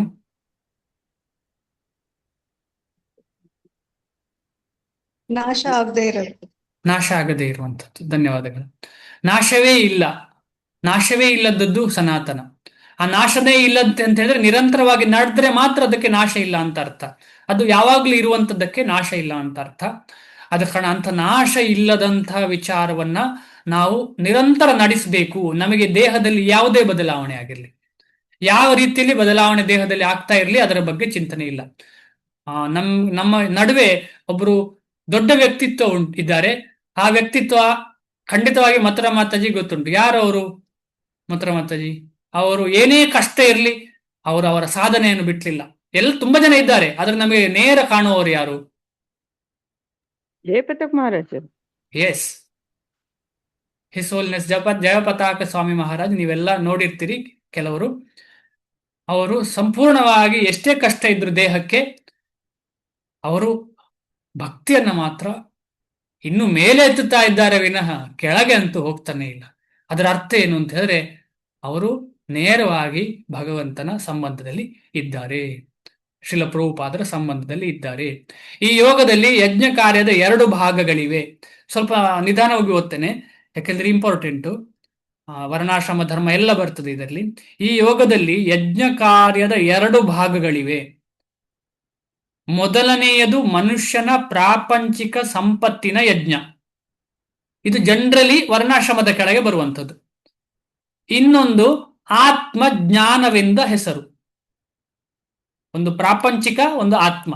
ಇದು ಈಗಾಗಲೇ ನಾವು ಅರ್ಥ ಮಾಡ್ಕೊಂಡಿದ್ವಿ. ಪ್ರಾಪಂಚಿಕ ಅಂತ ಹೇಳಿದ್ರೆ ಈ ದೇಹಕ್ಕೆ ಸಂಬಂಧಪಟ್ಟು ಬೇಕಾಗಿದ್ದಂತಹ ಎಲ್ಲ ಕೈಂಕರ್ಯಗಳು. ಆಮೇಲೆ ಆತ್ಮಕ್ಕೆ ಬೇಕಾದ್ದು. ಈಗ ಒಂದು ಉದಾಹರಣೆ, ನಾವೆಲ್ಲ ಈಗ ತಿನ್ಲೇಬೇಕು, ಅದು ದೇಹಕ್ಕೆ ಅಲ್ವಾ, ಆತ್ಮಕ್ಕೆ ಅಲ್ಲ. ಆತ್ಮ ತಿಂತದ? ಆತ್ಮ ತಿಂತದ? ದೇಹ, ಆತ್ಮ ಇಲ್ಲಿ ಇರಬೇಕು, ಈ ದೇಹದಲ್ಲಿ ಇರಬೇಕು ಅಂತ ಹೇಳಿದ್ರೆ ದೇಹಕ್ಕೆ ಆಹಾರ ಬೇಕು, ಅದು ತಿಂತಾ ಇದ್ದೇವೆ. ಆ ತಿನ್ನುವುದಕ್ಕೋಸ್ಕರ ಅದು ಪ್ರಾಪಂಚಿಕವಾಗಿರುವುದು, ಆದ್ರೆ ಅದು ಯಜ್ಞ ಆಗ್ತದೆ. ಭಗವಂತನಿಗೆ ಕೊಟ್ಟು ತಿಂದ್ರೆ ಅದು ಭಕ್ತಿ ಆಗ್ತದೆ. ಆದ್ರೆ ಆತ್ಮಜ್ಞಾನ ಅಂತ ಹೇಳಿದ್ರೆ ಯಾವುದು? ಇಲ್ಲಿ ನೇರವಾಗಿ ಭಗವಂತನ ಸಂಬಂಧ. ಯಾವುದದು? ಜಪ ಮಾಡುದು, ಶ್ರವಣ, ಕೀರ್ತನ, ಸ್ಮರಣ, ವಂದನ, ಅರ್ಚನಾ, ವಂದನ, ದಾಸ್ಯ, ಆತ್ಮನ, ಇದೆಲ್ಲ ಯಾವುದು? ನವವಿಧ ಭಕ್ತಿ. ನೇರವಾಗಿ ಭಗವಂತನ ಸಂಬಂಧ. ಬೇರೆ ಕೊಡುದು, ತಗೊಳ್ಳುದು ಅದೆಲ್ಲ ಇದೆಯಲ್ಲ, ಅದೆಲ್ಲ ಅದರಲ್ಲಿ ಪ್ರಾಪಂಚಿಕ ವಸ್ತುಗಳು ತೊಡಗಿವೆ. ಆದ್ರೆ ಅದನ್ನು ಕೂಡ ಭಗವಂತನ ಸೇವೆಯಲ್ಲಿ ಉಪಯೋಗಿಸ್ಲಿಕ್ಕೆ ಆಗ್ತದೆ. ಅದಕ್ಕೋಸ್ಕರ ವರ್ಣಾಶ್ರಮವನ್ನ ದೈವ ವರ್ಣಾಶ್ರಮ ಅಂತ ಹೇಳ್ತಾರೆ. ಅದು ಭಕ್ತಿಯೇ, ಅದು ಭಕ್ತಿ. ಅದು ಭಕ್ತಿಗೆ ಒಂದು ಅಡಿಪಾಯ, ಅದು ಪ್ಲಾಟ್ಫಾರ್ಮ್. ಸುಲಭ ಆಗ್ತದೆ ಭಕ್ತಿ ಮಾಡ್ಲಿಕ್ಕೆ ಅಲ್ಲಿ ಇದ್ರೆ. ಇಲ್ಲದ್ರೆ ಭಕ್ತಿ ಮಾಡೋದು ಕಷ್ಟ ಆಗ್ತದೆ. ಆತ್ಮಜ್ಞಾನಕ್ಕಾಗಿ ಮಾಡುವ ಯಜ್ಞವು ಸಂಪೂರ್ಣವಾಗಿ ಆಧ್ಯಾತ್ಮಿಕ ಕ್ರಿಯೆ. ಭಕ್ತಿಯ ಬಗ್ಗೆ ಹೇಳ್ತಾ ಇರುವಂಥದ್ದು ಸಂಪೂರ್ಣವಾಗಿ ಆಧ್ಯಾತ್ಮಿಕ ಅಂತ ಹೇಳಿದ್ರೆ ಭಕ್ತಿ. ಮನುಷ್ಯನ ಸಂಪತ್ತಿನ, ಯಾಕೆಂತ ಹೇಳಿದ್ರೆ ಈ ಪದವನ್ನು ಅರ್ಥ ಮಾಡ್ಕೊಳ್ಳೋಣ. ಇದು ಯಾಕೆ ಭಕ್ತಿ? ಯಾರಾದ್ರೂ ಹೇಳ್ತೀರಾ ಇದು ಯಾಕೆ ಭಕ್ತಿ ಅಂತ ಹೇಳಿ? ಯಾಕಂದ್ರೆ ಆಧ್ಯಾತ್ಮಿಕ ಕ್ರಿಯೆ ಅಂದ್ರೆ ಬೇರೆ ಬೇರೆ ಕರ್ಮಯೋಗ, ಜ್ಞಾನ ಯೋಗ ಎಲ್ಲವೂ ಇದೆ. ಆದ್ರೆ ಇಲ್ಲಿ ಸಂಪೂರ್ಣವಾಗಿ ಆಧ್ಯಾತ್ಮಿಕ ಕ್ರಿಯೆ ಅಂದ್ರೆ ಸಂಪೂರ್ಣವಾಗಿ ಅದಕ್ಕೆ ನೇರ ಭಕ್ತಿ ಅಂತ ಅರ್ಥ. ಹೇಗೆ ಹೇಳ್ಬಹುದು? ಯಾರಾದ್ರೂ ಹೇಳ್ತೀರಾ ಹೇಗೆ ಇದು? ಸಂಪೂರ್ಣವಾಗಿ ಆಧ್ಯಾತ್ಮಿಕ ಕ್ರಿಯೆ ಅಂತ ಹೇಳುವುದಕ್ಕೆ ಭಕ್ತಿ ಅಂತ ಹೇಗೆ ಹೇಳಿಕ್ ಸಾಧ್ಯ? ನಾನು ಹೇಳ ಪ್ರಭು. ಎಸ್ ಮಾತಾಜಿ, ಯಾರಾದ್ರೂ ಓಕೆ. ಆ, ಏನಂದ್ರೆ ಆತ್ಮ ಈಗ ಮರೆತು ಹೋದ ಈ ಆತ್ಮನನ್ನು ಭಗವಂತನೊಂದಿಗೆ ಜೋಡಿಸುವ ಕ್ರಿಯೆ ಅದು ಸಂಪೂರ್ಣವಾಗಿ ಆಧ್ಯಾತ್ಮಿಕ ಕ್ರಿಯೆ ಆಗ್ತದೆ ಅಂತ ನಾನು ಎಣಿಸ್ತೇನೆ. ಈ ಮರೆತು ಹೋದ ರೆಫರೆನ್ಸ್ ಈಗ ನಾವು ಜಪ ಮಾಡೋದು, ಪೂಜೆ ಮಾಡೋದು ಎಲ್ಲ ಭಗವಂತನೊಂದಿಗೆ ಸಂಬಂಧ ಮರೆತು ಹೋಗಿದ್ದೇವೆ. ಅದನ್ನು ಮತ್ತೆ ಜೋಡಿಸ್ಲಿಕ್ಕೆ ನಾವು ಏನೇನು ಎಲ್ಲಾ ಕ್ರಿಯೆ ಬೆಳಗ್ಗಿನಿಂದ ಎಲ್ಲ ಭಗವಂತನಿಂದ ಸಿಕ್ಕಿದ್ದು ಅಂತ ನಾವು ಯಾವಾಗ ಎಣಿಸ್ತೇವೆ ಅದು ಆಧ್ಯಾತ್ಮಿಕ ಕ್ರಿಯೆ ಆಗ್ತದೆ ಸಂಪೂರ್ಣವಾಗಿ. Thank you. ಆಯ್ತು, ಧನ್ಯವಾದಗಳು ಮಾತಾಜಿ. ರೆಫರೆನ್ಸ್ ಏನು ಅಂತ ಹೇಳಿದ್ರೆ, ವದಂತಿ ತತ್ತತ್ವಿದಸ್ತತ್ವಂ ಯಜ್ಞಾನಂ ಮದ್ವಯಂ ಬ್ರಹ್ಮೇತಿ ಪರಮಾತ್ಮೇತಿ ಭಗವಾನಿತಿ ಶಬ್ದ್ಯತೆ. ಸಂಪೂರ್ಣ ಅಂತ ಹೇಳುವ ಪದ ಕೊಟ್ಟ ಕಾರಣ ಆಧ್ಯಾತ್ಮಿಕ ಯಾವಾಗ ಸಂಪೂರ್ಣ ಆಗ್ತದೆ ಅಂತ ಹೇಳುವಾಗ ಭಗವಾನ್ ರಿಯಲೈಸೇಷನ್. ಮಿಕ್ಕ ಎರಡು ರಿಯಲೈಸೇಷನ್ ಸಂಪೂರ್ಣ ಅಲ್ಲ ಅಂತ ನಾವು ಈಗಾಗಲೇ ಅರ್ಥ ಮಾಡ್ಕೊಂಡಿದ್ದೇವೆ. ಮಿಕ್ಕ ಎರಡು ರಿಯಲೈಸೇಷನ್ ಸಂಪೂರ್ಣ ಅಲ್ಲ. ಯಾವಾಗ ನೇರ ಕೃಷ್ಣನ ಸಂಬಂಧ ಬೆಳೀತದೆ ಅದು ಸಂಪೂರ್ಣ. ಆದ ಕಾರಣ ಈ ಸಂಪೂರ್ಣ ಅಂತ ಇದ್ದ ಕಾರಣ ಇದು ಭಕ್ತಿ. ಬರೀ ಆಧ್ಯಾತ್ಮಿಕ ಕ್ರಿಯೆ ಅಂತ ಹೇಳಿದ್ರೆ ಭಕ್ತಿ ಅಂತ ಹೇಳಲಿಕ್ಕಾಗುದಿಲ್ಲ. ಸಂಪೂರ್ಣವಾಗಿ ಆಧ್ಯಾತ್ಮಿಕ ಕ್ರಿಯೆ ಅಂತ ಹೇಳುವಾಗ ಇದು ನೇರವಾಗಿ ಭಗವಾನ್ ರಿಯಲೈಸೇಷನ್ಗೆ ಬೇಕಾದ್ರೆ ಅದು ಭಕ್ತಿ ಮಾತ್ರ ಸಾಧ್ಯ, ಬೇರೆ ಯಾವುದರಿಂದಲೂ ಸಾಧ್ಯ ಇಲ್ಲ. ಮನುಷ್ಯನ ಸಂಪತ್ತಿನ, ಧನ್ಯವಾದ ಮಾತಾಜಿ, ಮುಂದೆ ಹೋಗ್ತಿದ್ದೀನಿ. ಮನುಷ್ಯನ ಸಂಪತ್ತಿನ ಯಜ್ಞವನ್ನು ಆಧ್ಯಾತ್ಮಿಕ ಸಾಕ್ಷಾತ್ಕಾರಕ್ಕೆ ಹೊಂದಿಸದಿದ್ದರೆ ಅಂತಹ ಯಜ್ಞವು ಪ್ರಾಪಂಚಿಕವೇ ಆಗುತ್ತದೆ. ಇದು ಅರ್ಥ ಆಯ್ತು ನಿಮಗೆ? ದೈವ ಇಲ್ಲ ಅಂತ ಹೇಳಿದ್ರೆ ವರ್ಣಾಶ್ರಮ ಯಜ್ಞ ಆಗುದಿಲ್ಲ, ಯಾಕಂದ್ರೆ ದೇವರೇ ಇಲ್ಲ, ಆಧ್ಯಾತ್ಮಿಕವೇ ಇಲ್ಲ ಅಲ್ಲಿ. ಆದರೆ ಒಂದು ಆಧ್ಯಾತ್ಮಿಕ ಗುರಿಯಿಂದ ಅಥವಾ ಭಕ್ತಿಪೂರ್ವಕ ಸೇವೆಯಾಗಿ ತನ್ನ ಪ್ರಾಪಂಚಿಕ ಸ್ವತ್ತನ್ನು ಯಜ್ಞ ಮಾಡುವವನು ಪರಿಪೂರ್ಣ ಯಜ್ಞವನ್ನು ಮಾಡುತ್ತಾನೆ. ಹರಿ ಓಂ ತತ್ಸತ್, ಕೃಷ್ಣಾರ್ಪಣಮಸ್ತು. ಮಾಡುದೇನು ಕೆಲಸ? ನನ್ನ ಸುಖಕ್ಕೋಸ್ಕರ. ಈಗ ಮನೆ ಒಕ್ಕಲು ಮಾಡ್ತೇವೆ, ಮನೆ ಗೃಹ ಪ್ರವೇಶ ಮಾಡ್ತೇವೆ. ನಾನು ಹೇಳೋದು ಸಾಮಾನ್ಯ ವ್ಯಕ್ತಿ, ನಾನು ಭಕ್ತರ ಬಗ್ಗೆ ಮಾತಾಡ್ತಿಲ್ಲ. ಸಾಮಾನ್ಯ ವ್ಯಕ್ತಿ ಗೃಹ ಪ್ರವೇಶ ಮಾಡ್ತಾ ಇದ್ದೇನೆ. ಆಮೇಲೆ ಎಲ್ಲ ಮಂತ್ರಗಳಲ್ಲಿ ಕೃಷ್ಣಾರ್ಪಣಮಸ್ತು, ನಮ ನನಗಲ್ಲ ಕೃಷ್ಣನಿಗೆ ಅಂತ ಹೇಳುದು. ಆಮೇಲೆ ಯಾರಿರುದು? ಕೃಷ್ಣ ಇರುದ, ನಾನಿರುದ? ಯಾರಿರುದು? ಯಾರು ಅಲ್ಲಿ ಒಳಗೆ ಹೋಗಿ ಖುಷಿ ಪಡುದು, ಸುಖ ಪಡುದು, ಅದು ಇದು ತಿನ್ನುದು ಯಾರು? ನಾನ್ ತಾನೆ. ದೇವರಿಗೆ ಕೊಡ್ತೇನೆ ಅಲ್ಲಿ ಹೋಗಿ? ಆಮೇಲೆ ಇಲ್ಲ. ಅಂತ ಯಜ್ಞ ಏನು ಭಗವಂತನಿಗೆ ಮಾಡಿದ ಯಜ್ಞವ? ಹೆಸರಿಗೆ ಮಾತ್ರ ಯಜ್ಞ ಅಂತ ಆಗ್ತದೆ. ಮನುಷ್ಯನ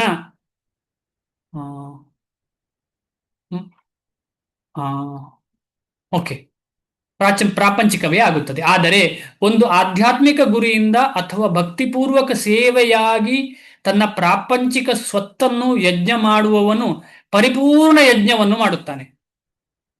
ಅರ್ಥ ಆಯ್ತು ಅಂತ ಅನ್ಕೊಳ್ತೇನೆ, ಮುಂದೆ ಹೋಗ್ತೇನೆ. ಆಧ್ಯಾತ್ಮಿಕ ಕಾರ್ಯಗಳ ವಿಷಯ ಹೇಳುವುದಾದರೆ ಇವು ಎರಡು ಬಗೆಯ ಆಧ್ಯಾತ್ಮಿಕ ಕಾರ್ಯ. ಮೊದಲನೆಯದು ತನ್ನ ಆತ್ಮವನ್ನು ಅಥವಾ ಸಹಜ ಸ್ವರೂಪವನ್ನು ಅರ್ಥ ಮಾಡಿಕೊಳ್ಳುವುದು. ತನ್ನನ್ನು ಅಂದ್ರೆ ಆತ್ಮವನ್ನ, ನನ್ನನ್ನು ನಾನು ಅರ್ಥ ಮಾಡಿಕೊಳ್ಳುವುದು. ಎರಡನೆಯದು ದೇವೋತ್ತಮ ಪರಮ ಪುರುಷನ ಕುರಿತು ಸತ್ಯವನ್ನು ಅರ್ಥ ಮಾಡಿಕೊಳ್ಳುವುದು. ಈ ಎರಡು ರೀತಿಯಲ್ಲಿ ಆಧ್ಯಾತ್ಮಿಕ ಚಟುವಟಿಕೆ ಇದೆ. ಒಂದು ತನ್ನನ್ನು ತಾನು ಅರ್ಥ ಮಾಡಿಕೊಳ್ಳುವುದು, ಆಮೇಲೆ ತನ್ನನ್ನ ಸೃಷ್ಟಿ ಮಾಡಿದಂತಹ ಭಗವಂತನನ್ನ ಅರ್ಥ ಮಾಡಿಕೊಳ್ಳುವುದು.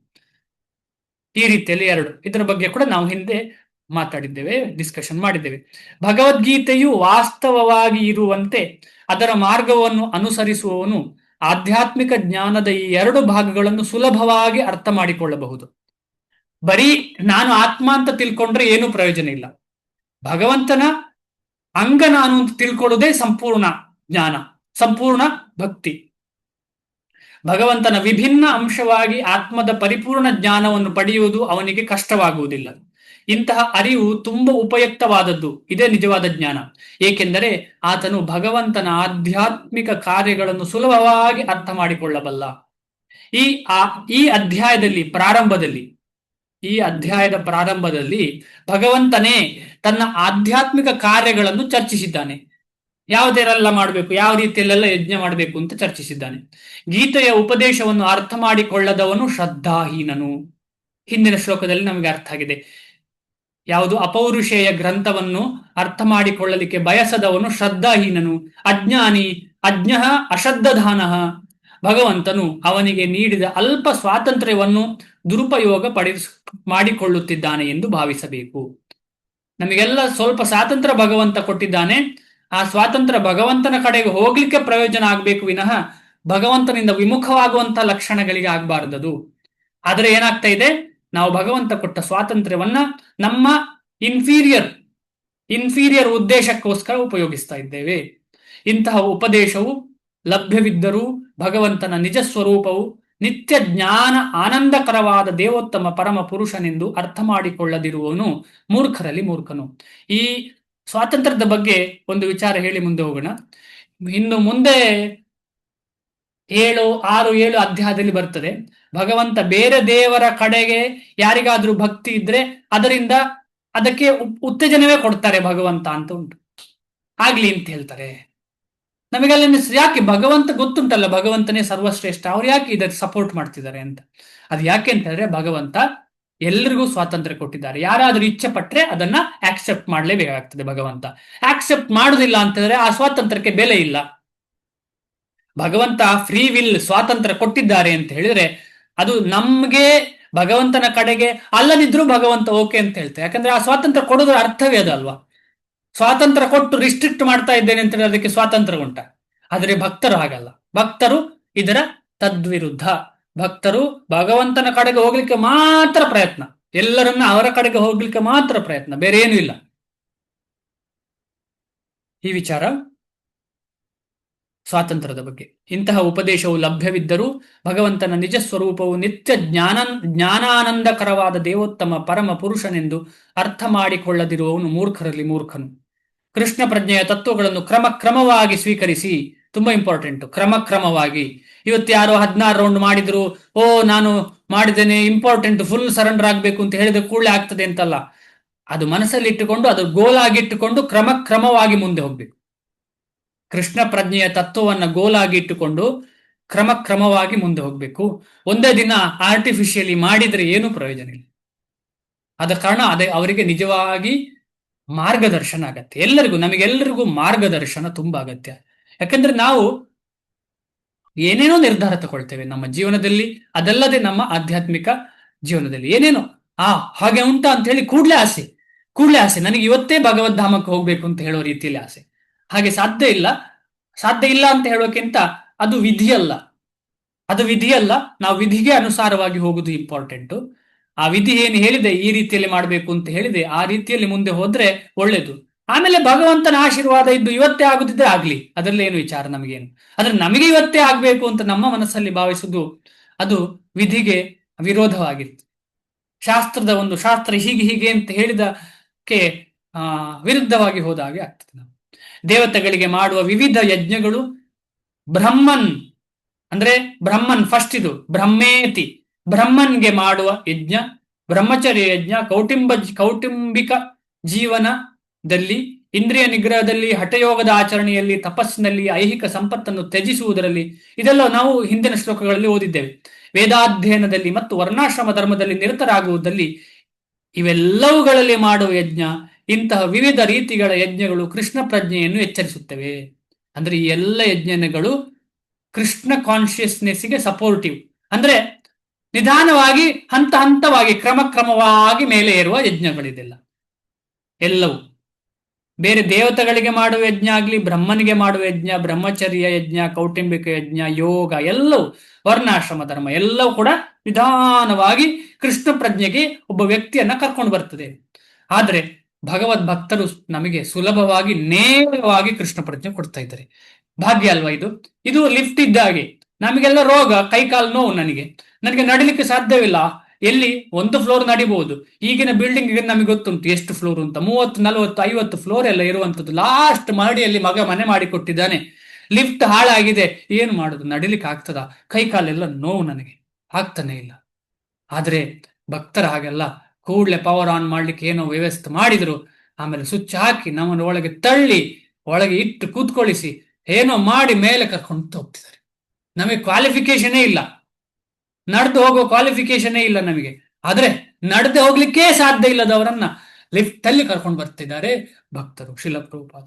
ಅಂತ ಭಾಗ್ಯ ನಮಗೆ. ಆದ ಕಾರಣ ಈ ಒಂದು ಅವಕಾಶವನ್ನು ಬಿಟ್ರೆ ನಡೆದು ಎಷ್ಟು ವರ್ಷ ಬೇಕಾ 30 ಕಿಲೋಮೀಟರ್ 30ನೇ ಮಹಡಿ ತಲುಪ್ತೇವ ಇಲ್ವಾ? ಎಲ್ಲಿ ಹೃದಯ ಆಘಾತ ಆಗ್ತದೆ ಗೊತ್ತಿಲ್ಲ, ಯಾವ ಫ್ಲೋರ್ ಅಲ್ಲಿ ಬಿದ್ದು ಬಿಡ್ತೇವೆ ಅಂತ ಗೊತ್ತಿಲ್ಲ. ಆದ ಕಾರಣ ಯಾವುದೇ ಫ್ಲೋರ್ ನಮಗೆ ಹತ್ತುವ ಅಗತ್ಯ ಇಲ್ಲ. ನಮಗೆ ಭಗವಂತ, ಅದರಲ್ಲೂ ಮುಖ್ಯವಾಗಿ ಶ್ರೀಲ ಪ್ರಭುಪಾದರು ಕೊಟ್ಟಂತಹ ನೇರ ಲಿಫ್ಟಿಗೆ ಹತ್ತಬೇಕು. ನಾವು ಆ ಲಿಫ್ಟಿಗೆ ಹತ್ತುದು ಅಂತ ಹೇಳಿದ್ರೆ ನಾವು ಶ್ರದ್ಧೆಯಿಂದ, ಏನು ಸಂಶಯ ಇಲ್ಲದೆ ಶ್ರೀಲ ಪ್ರಭುಪಾದರು ಕೊಟ್ಟ ವಿಚಾರಗಳನ್ನ ಖುಷಿಯಿಂದ ಆಕ್ಸೆಪ್ಟ್ ಮಾಡಿ ಸಂಪೂರ್ಣವಾಗಿ ಅದರಲ್ಲಿ ಭರವಸೆ ಇಟ್ಟು ಅಭ್ಯಾಸ ಮಾಡುವಂಥದ್ದು ಜೀವನದಲ್ಲಿ. ಬೇರೆ ಯಾವುದರ ಬಗ್ಗೆ ಕೂಡ ಬೇರೆ ಯಾವುದೇ ಆಧ್ಯಾತ್ಮಿಕ ವಿಚಾರ ಬಗ್ಗೆ ಚಿಂತನೆ ಮಾಡ್ಲಿಕ್ಕಿಲ್ಲ. ನನಗಿದೇ ನನ್ನ ಜೀವನಕ್ಕೆ, ಇದೊಂದೇ, ಬೇರೆ ಯಾವುದೂ ಅಲ್ಲ ನನಗೆ. ಬೇರೆಲ್ಲ ಕೆಲಸಗಳೆಲ್ಲ ಮಾಡ್ತೇನೆ ನಾನು, ನನಗೆ ಕೊಟ್ಟದ್ದು ಯಾವುದು, ನಾನು ಯಾವುದೋ ಒಂದು ಕಂಪನಿಗೆ ಹೋಗಿ ಕೆಲಸ ಮಾಡಬೇಕು, ಅದು ನಡೀತಾ ಇರ್ತದೆ. ಆದ್ರೆ ಆಧ್ಯಾತ್ಮಿಕತೆ ಅಂದ್ರೆ ನನಗೆ ಇದೊಂದೇ, ಬೇರೆ ಯಾವುದೂ ಅಲ್ಲ. ಅದು ಗೋಪಿಕಾಸ್ತ್ರೀಯರು ಮಾಡಿದಂತಹ ರೀತಿಯ ಪೂಜೆ ಆಗಿಬಿಡ್ತದೆ, ಕೃಷ್ಣನ ಭಕ್ತಿ ಆಗ್ತದೆ. ಗೋಪಿಕಾಸ್ತ್ರೀಯರು ಯಾರು? ಬೇರೆ ಯಾರು ಕೃಷ್ಣನ ಎಕ್ಸ್ಪಾನ್ಷನ್ ಆದಂತಹ ವಿಷ್ಣು ಬಂದ್ರು ಅವ್ರಿಗೆ ಏನ್ ಚಿಂತೆ ಇಲ್ಲ. ಇಲ್ಲ ನನಗೆ ನೀನಲ್ಲ, ನನಗೆ ಕೃಷ್ಣನೇ ಆಗ್ಬೇಕು. ಅದಕ್ಕೆ ಹೇಳುದು ಯಾವ ಭಕ್ತಿ ಅಂತ ಹೇಳುದು? ಅದಕ್ಕೆ ಶುದ್ಧ ಭಕ್ತಿ ಅಂತ ಹೇಳ್ತಾರೆ. ಇನ್ನೊಂದು ಮೊನ್ನೆ ಡಿಸ್ಕಷನ್ ಮಾಡಿದ್ದೇವೆ, ಯಾರಿಗಾದ್ರೂ ಗೊತ್ತಾ?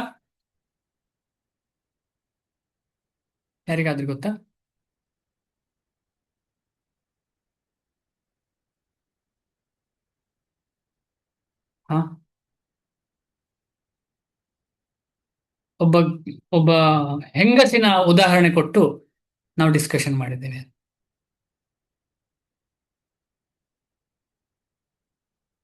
ನೆನಪಿಲ್ಲ?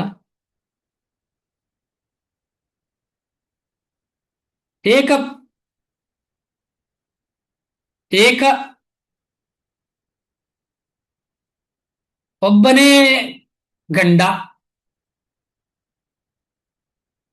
ನೆನಪಾಗ್ತಾ ಉಂಟಾ? ಸೀತಾದೇವಿ. ಅದು ಉದಾಹರಣೆ. ಹೇಗಿರ್ಬೇಕು ಭಕ್ತಿ?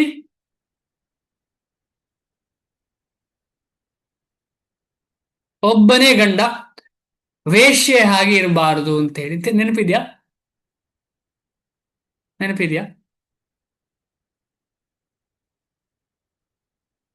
ಇಲ್ಲ, ಗೊತ್ತಿದೆ ಪ್ರಭು, ಸನಾತನ್ ಗೋಸ್ವಾಮಿಗೆ ಹೇಳಿದ್ದು ಚೈತನ್ಯ ಮಹಾಪ್ರಭು. ಕರೆಕ್ಟ್. ಶ್ರೀಮದ್ ಭಗವದ್ಗೀತೆಯಲ್ಲಿ ಕೂಡ ಇದೆ. ಶ್ರೀಮದ್ ಭಗವದ್ಗೀತೆಯಲ್ಲಿ ನೇರ ಇದೆ. ಆಗ್ಲಿ, ಗೊತ್ತಾಯ್ತಲ್ಲ ವಿಚಾರ ಏನು ಅಂತ ಹೇಳಿದ್ರೆ, ಒಬ್ಬನನ್ನೇ ನನ್ನ ಗಂಡ ಅಂತ ಹೇಳಿ ಅಕ್ಸೆಪ್ಟ್ ಮಾಡುದು. ನಮ್ಮ ಗಂಡ ಯಾರು? ನಾವೆಲ್ಲ ಜೀವರಾಶಿಗಳು. ನಮ್ಮ ಒಡೆಯ ಯಾರು? ಒಬ್ಬನೇ. ಯಾರು? ಕೃಷ್ಣ. ಈ ಕಾಲ ಈಶ್ವರ ಕೃಷ್ಣ ಆರಸಭ ಭೃತ್ಯ. ಆರಸಭ ಎಲ್ಲರೂ, ಮತ್ತೆಲ್ಲರೂ ಅವನ ಸೇವಕರು. ಅದೇ ನಿಜವಾದ ಯಜ್ಞ. ಅದನ್ನ ನೇರವಾಗಿ ಮಾಡುವಂತಹ ಯಜ್ಞವನ್ನ ಶ್ರೀಲ ಪ್ರಭುಪಾದರು ನಮಗೆ ಕೊಟ್ಟಿದ್ದಾರೆ. ಇವೆಲ್ಲವುಗಳಲ್ಲಿ ಮಾಡುವ ಯಜ್ಞ, ಇಂತಹ ವಿವಿಧ ರೀತಿಗಳ ಯಜ್ಞಗಳು ಕೃಷ್ಣ ಪ್ರಜ್ಞೆಯನ್ನು ಎಚ್ಚರಿಸುತ್ತವೆ. ಇವೆಲ್ಲಕ್ಕೂ ಯಜ್ಞವೆಂದೇ ಹೆಸರು. ಮತ್ತು ಇವೆಲ್ಲಕ್ಕೂ ನಿಯಂತ್ರಿತ ಕರ್ಮವೇ ಆಧಾರ. ನಿಯಂತ್ರಿತ ಕರ್ಮ ಅಂದ್ರೆ ರೆಗ್ಯುಲೇಟಿವ್ ಪ್ರಿಸ್ಕ್ರೈಬ್ಡ್ ಆಕ್ಟಿವಿಟೀಸ್. ವೇದದಲ್ಲಿ ಹೇಳಿದಂತಹ ರೆಗ್ಯುಲೇಟಿವ್ ಆಕ್ಟಿವಿಟೀಸ್ ಮಾಡೋದು. ಆದರೆ ಈ ಎಲ್ಲ ಕಾರ್ಯಗಳಲ್ಲಿ ಆತ್ಮ ಸಾಕ್ಷಾತ್ಕಾರವೇ ಮುಖ್ಯವಾದ ಅಂಶ. ಇದು ತುಂಬಾ ಇಂಪಾರ್ಟೆಂಟ್. ಯಾವುದೇ ಯಜ್ಞ ಮಾಡಿದ್ರು ಕೂಡ ಆತ್ಮ ಸಾಕ್ಷಾತ್ಕಾರ ಮುಖ್ಯ ಅಂಶ. ನಾವು ಈಗ ಭಗವತ್ ಸೇವೆಯನ್ನ ಎಲ್ಲರೂ ತಗೊಂಡಿದ್ದೇವೆ. ನಾವು ಬೇರೆ ಬೇರೆ ಕೆಲಸದಲ್ಲಿ ನಿರತರಾಗಿದ್ದೇವೆ. ಕೆಲವರು ಆಫೀಸ್ಗೆ ಹೋಗಿ ಕೆಲಸ ಮಾಡ್ತೇವೆ, ಕೆಲವರು ಕೂಲಿ ಕೆಲಸ ಮಾಡ್ತಾ ಇರ್ಬೋದು, ಕೆಲವರು ಬಟ್ಟೆ ಹೊಲಿತಾ ಇರ್ಬೋದು, ಕೆಲವರು ಟೀಚರ್ ಆಗಿರ್ಬೋದು. ಇದೆಲ್ಲ ಸೆಕೆಂಡ್ರಿ. ಅದೆಲ್ಲ ದೇಹ ನಿರ್ವಹಣೆಗೆ ಮಾಡುವಂತ ಕೆಲಸ. ಉದರ ನಿಮಿತ್ತಂ ಬಹುಕೃತ ವೇಷ. ಶಂಕರಾಚಾರ್ಯರು ಹೇಳ್ತಾರೆ, ನಾವು ಹೊಟ್ಟೆ ಪಾಡಿಗೋಸ್ಕರ ಏನಾದ್ರೂ ಮಾಡ್ಲಿ, ಅದನ್ನ ಇಟ್ಕೊಂಡು ನಾವು ಅವನು ಕೀಳು ಇವನು ಒಳ್ಳವ ಅಂತ ಹೇಳುವ ವಿಷಯ ಅಲ್ಲ. ಇಲ್ಲಿ ಏನು ಅಂತ ಹೇಳಿದ್ರೆ, ನಾವು ಆತ್ಮ ಸಾಕ್ಷಾತ್ಕಾರ ಮುಖ್ಯ ಅಂಗ ನಮ್ಮ ಜೀವನದ್ದು, ಮನುಷ್ಯನದ್ದು, ಪ್ರತಿಯೊಬ್ಬನದ್ದು. ಅದು ಸಾರ್ಥಕ ಜೀವನ. ಪರ ಉಪಕಾರ ಅಂತ ಹೇಳ್ತಾರೆ ಚೈತನ್ಯ ಮಹಾಪ್ರಭುಗಳು. ಜನ್ಮ ಸಾರ್ಥಕ ಕರ ಪರ ಉಪಕಾರ. ಫಸ್ಟ್ ಜನ್ಮ ಸಾಕ್ಷಾತ್ಕಾರ ಅಂತ ಹೇಳಿದ್ರೆ, ಜನ್ಮ ಸಾರ್ಥಕ ಅಂತ ಹೇಳಿದ್ರೆ ಆತ್ಮ ಸಾಕ್ಷಾತ್ಕಾರ. ಆ ಗುರಿಯನ್ನು ಅನುಸರಿಸುವವನೇ ಭಗವದ್ಗೀತೆಯ ನಿಜವಾದ ವಿದ್ಯಾರ್ಥಿ. ಆತ್ಮ ಸಾಕ್ಷಾತ್ಕಾರದ ಗುರಿಯನ್ನು ಯಾರು ಅನುಸರಿಸ್ತಾರೆ ಅವರೇ ನಿಜವಾಗಿ ಭಗವದ್ಗೀತೆಯನ್ನು ಆಕ್ಸೆಪ್ಟ್ ಮಾಡ್ತಾರೆ. ಆದರೆ ಕೃಷ್ಣನ ಅಧಿಕಾರದಲ್ಲಿ ಸಂಶಯ ಪಡುವವನು ಪತನ ಹೊಂದುತ್ತಾನೆ. ಆದುದರಿಂದ ಭಗವದ್ಗೀತೆಯನ್ನಾಗಲಿ ಬೇರೆ ಯಾವುದೇ ಧರ್ಮ ಗ್ರಂಥವನ್ನಾಗಲಿ ನಿಜವಾದ ಗುರುವಿನಿಂದ ಸೇವೆ ಮತ್ತು ಶರಣಾಗತಿಯ ಮನೋಧರ್ಮದಲ್ಲಿ ಕಲಿತುಕೊಳ್ಳಬೇಕೆಂದು ಸೂಚಿಸಲಾಗಿದೆ. ಸೇವೆ ಮತ್ತು ಶರಣಾಗತಿಯ ಮನೋಧರ್ಮದಲ್ಲಿ ಕಲಿತುಕೊಳ್ಳಬೇಕೆಂದು ಸೂಚಿಸಲಾಗಿದೆ. ತುಂಬಾ ಇಂಪಾರ್ಟೆಂಟ್. ಒಂದು ನಿಮಿಷ, ಅಡಿಗೆ ಮಾಡ್ತಿದ್ದಾರೆ. ಹರೇ ಕೃಷ್ಣ. ನಿಜವಾದ ಗುರು ಅನಾದಿ ಕಾಲದಿಂದ ಬಂದ ಗುರು ಶಿಷ್ಯ ಪರಂಪರೆಗೆ ಸೇರಿರುತ್ತಾನೆ. ಸುಮ್ಮನೆ ನಿನ್ನೆ ಬಂದವ ಗುರು ಆಗುದಿಲ್ಲ. ಅದು ಪ್ರಾಪರ್ ಗುರು ಶಿಷ್ಯ ಪರಂಪರೆ ಇರ್ಬೇಕು ಅಲ್ಲಿ. ನಾವು ಈ ಕ್ಲಾಸಿನ ಅಂದ್ರೆ 4ನೇ ಅಧ್ಯಾಯದ ಶುರುವಾಗುವಾಗ ನಮ್ಮ ಪರಂಪರೆ ಏನು ಅಂತ ಓದಿದ್ದೇವೆ. ನಾವು ನಿಮಗೆಲ್ಲ ನೆನಪಿರ್ತದೆ ನಾವು ಯಾವ ಪರಂಪರೆಯಲ್ಲಿ ಬಂದಿದ್ದೇವೆ. ಪ್ರತಿಯೊಬ್ಬ ಗುರುಗಳ ಹೆಸರನ್ನು ಓದಿದ್ದೇವೆ ನಾವು. ಈ ರೀತಿಯಲ್ಲಿ ನಾವು ಆ ಗುರು ಪರಂಪರೆಗೆ ಸೇರಿದ್ದೇವೆ. ನಾವೆಲ್ಲರೂ ಯಾರು ಈ ಭಗವದ್ಗೀತೆ ಓದ್ತಿದ್ದೇವೆ, ಅರ್ಥ ಮಾಡ್ಲಿಕ್ಕೆ ಪ್ರಯತ್ನ ಪಡ್ತಿದ್ದೇವೆ, ನಾವೇ ದೀಕ್ಷೆ ಆಗಿದ್ದೋ ಇಲ್ವೋ ಅದು ಸೆಕೆಂಡ್ರಿ. ಮುಂದೆ ನಮಗೆ ದೀಕ್ಷೆ ಆಗ್ತದೆ, ಯಾಕಂದ್ರೆ ಅದರಲ್ಲಿ ಏನು ಸಂಶಯ ಇಲ್ಲ. ಇವತ್ತಲ್ಲ ನಾಳೆ ದೀಕ್ಷೆ ಆಗ್ತದೆ. ಆ ದೀಕ್ಷೆ ಆಗುದು ಅಂತ ಹೇಳಿದ್ರೆ ನಾವು ಇದನ್ನು ಆಕ್ಸೆಪ್ಟ್ ಮಾಡಿದ್ವು ಅಂದ್ರೆ ಅದೇ ಅರ್ಥ. ನಾವು ಆಕ್ಸೆಪ್ಟ್ ಮಾಡಿದ್ದೇವೆ, ನಾವು ಈ ಪರಂಪರೆಯಲ್ಲಿ ಬಂದಿದ್ದೇವೆ, ಆದ ಕಾರಣ ನಾವು ಇದನ್ನ ಫಾಲೋ ಮಾಡ್ತಿದ್ದೇವೆ. ಲಕ್ಷಾಂತರ ವರ್ಷಗಳ ಹಿಂದೆ ಸೂರ್ಯದೇವನಿಗೆ ಉಪದೇಶಿತವಾಗಿ ಅವನಿಂದ ಭೂಲೋಕಕ್ಕೆ ಬಂದಿರುವ ಭಗವದ್ಗೀತೆಯ ಉಪದೇಶದಿಂದ ನಿಜವಾದ ಗುರು ತಪ್ಪಿ ಹೋಗುವುದಿಲ್ಲ. ಗುರು ಅಂದ್ರೆ ಆ ಒಂದು ಲೀನೇಜ್ ನಡೀತಾ ಇರ್ತದೆ. ತಪ್ಪಿದ್ರೆ ಭಗವಂತ ಬಂದು ಪುನಃ ಕೊಡ್ತಾರೆ. ಭಗವಂತ ಅಂದ್ರೆ ಸೂರ್ಯದೇವರಿಗೆ ಕೊಟ್ಟ ಭಗವದ್ಗೀತೆ ನಮಗೆ ಅರ್ಜುನನ ಮುಖಾಂತರ ನಮಗೂ ಸಿಗ್ತಾ ಉಂಟು. ಆದ್ರೆ ತುಂಬಾ ಜನರಿಗೆ ಭಗವದ್ಗೀತೆ ಓದ್ತಾರೆ, ಆದ್ರೆ ಅವರಿಗೆ ಈ ಜ್ಞಾನ ಸಿಗ್ತಾ ಇಲ್ಲ. ಈ ಜ್ಞಾನ ಯಾವುದು ಅಂತ ಹೇಳಿದ್ರೆ ಭಗವಂತನನ್ನು ಸದಾ ನೆನಪಿಟ್ಟುಕೊಂಡು ಭಗವಂತನನ್ನು ಸದಾ ಸೇವೆ ಮಾಡುವಂತಹ, ಚಿಂತನೆ ಮಾಡುವಂತಹ, ಭಕ್ತನಾಗುವಂತಹ ಒಂದು ಜ್ಞಾನ ಸಿಗುವುದು ಸುಲಭ ಅಲ್ಲ. ಅದು ಸೂರ್ಯನಿಗೆ ಸಿಕ್ಕಿದ ಜ್ಞಾನ. ಆದುದರಿಂದ ಗೀತೆಯಲ್ಲೇ ಅಭಿವ್ಯಕ್ತವಾಗಿರುವಂತೆ ಭಗವದ್ಗೀತೆಯ ಮಾರ್ಗವನ್ನು ಅನುಸರಿಸಬೇಕು. ಸ್ವಾರ್ಥ ಆಕಾಂಕ್ಷೆಗಳಿಂದಾಗಿ ಇತರರನ್ನು ಸರಿಯಾದ ದಾರಿಯಿಂದ ತಪ್ಪಿಸುವವರ ವಿಷಯದಲ್ಲಿ ಎಚ್ಚರಿಕೆಯಿಂದ ಇರಬೇಕು. ಕೃಷ್ಣ ಒಬ್ಬ ವ್ಯಕ್ತಿ ಇಲ್ಲಿ ಬಂದು ಏನೋ ಹೇಳಿ ಹೋಗಿದ್ದಾನೆ, ಅದು ನಿಜವಾಗಿ ಕೃಷ್ಣ ಅಲ್ಲ. ಅದೊಂದು ನಮ್ಮ ಹಾಗಿನ ಒಂದು ದೇಹ. ಅಲ್ಲಿ ಅವನ ಒಳಗಿರುವಂತಹ ಒಂದು ಶಕ್ತಿ ಇತ್ತಲ್ಲ, ಅದು ನಿಜವಾಗಿ ಬರ್ದದ್ದಿದೆಲ್ಲ, ಅದೆಲ್ಲ ಹೇಳಿದ್ದು, ಅದೆಲ್ಲ ಯುದ್ಧ ಮಾಡಿಸಿದ್ದು, ಹೀಗೆಲ್ಲ ಹೇಳುವವರು ಮೂರ್ಖರಾಗ್ತಾರೆ. ನಿಶ್ಚಯವಾಗಿಯೂ ಭಗವಂತನೇ ಪರಮ ಪುರುಷ, ಅವನ ಕಾರ್ಯಗಳು ಆಧ್ಯಾತ್ಮಿಕವಾದವು. ಇದನ್ನು ಅರ್ಥ ಮಾಡಿಕೊಂಡ ಮನುಷ್ಯನು ಭಗವದ್ಗೀತೆಯ ಅಧ್ಯಯನದ ಪ್ರಾರಂಭದಿಂದಲೂ ಮುಕ್ತನಾದವನು. ನಾವೀಗ 4ನೇ ಅಧ್ಯಾಯಕ್ಕೆ ತಲುಪಿದ್ದೇವೆ. ಪ್ರಾರಂಭದಲ್ಲೇ ನಮಗೆ ಗೊತ್ತುಂಟು ಕೃಷ್ಣ ಪರಮೋತ್ತಮ ಪರಮ ಪುರುಷ. ಅಂದ್ರೆ ನಾವು ಗೊತ್ತಿದೆಯೋ ಗೊತ್ತಿಲ್ಲವೋ ಈ ಪಥದಲ್ಲಿದ್ದೇವೆ, ಮುಕ್ತಿಯ ಪಥದಲ್ಲಿದ್ದೇವೆ. ಈ ಜನ್ಮ ಮೃತ್ಯು ಜರಾ ವ್ಯಾಧಿಯಿಂದ ಹೊರಗೆ ಬರುವಂತಹ ಒಂದು ಪಥ ನಮ್ಮದು. ಆದ ಕಾರಣ ಈ ಪಥದಿಂದ ನಾವು ಯಾವತ್ತೂ ಕೆಳಗೆ ಆಚೆ ಈಚೆ ಹೋಗಬಾರದು. ನೇರ ಈ ಪಥದಲ್ಲಿ ಇನ್ನು ಗಟ್ಟಿ ದೃಢರಾಗಿ ಮುಂದೆ ಹೋಗ್ಬೇಕು ಅಂತ ನಮ್ಮೆಲ್ಲರ ಆಶಯ ಆಗಿರ್ಬೇಕು. ಈ ರೀತಿಯಲ್ಲಿ ನಾವು ಈ ಭಗವದ್ಗೀತೆಯ ಜ್ಞಾನವನ್ನ ಅರ್ಥ ಮಾಡ್ಲಿಕ್ಕೆ ಪ್ರಯತ್ನ ಪಡೋಣ. ಇಲ್ಲಿಗೆ ಶ್ರೀಮದ್ ಭಗವದ್ಗೀತೆಯ ದಿವ್ಯ ಜ್ಞಾನ ಎಂಬ 4ನೆಯ ಅಧ್ಯಾಯದ ಭಕ್ತಿ ವೇದಾಂತ ಭಾವಾರ್ಥವು ಮುಗಿಯಿತು. ಹರೇ ಕೃಷ್ಣ ಕೃಷ್ಣ ಕೃಷ್ಣ ಹರೇ ಹರೇ, ಹರೇ ರಾಮ ರಾಮ ರಾಮ ಹರೇ ಹರೇ. ಶ್ರೀಲ ಪ್ರಭುಪಾದ ಕೀ ಜಯ.